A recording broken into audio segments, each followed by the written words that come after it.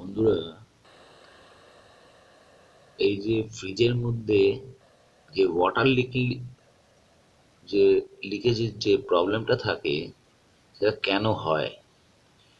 Actual এখানে যে ট্রেটা দেওয়া থাকে, সেই ট্রেটার পেছন দিকে যে হোলটা আছে, ওই হোলটা দিয়ে এই লাইনটা দিয়ে একটা পাইপ লাইন করা আছে।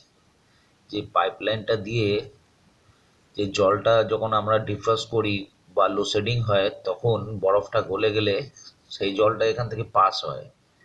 এই জলটা পাস হয়ে একটা পাইপলাইন দিয়ে এর পেছন দিকে নিচে, যেখানে কন্ডেন্সার থাকে তার নিচে একটা ট্রে থাকে, সেই ট্রেতে গিয়ে জলটা জমা হয়।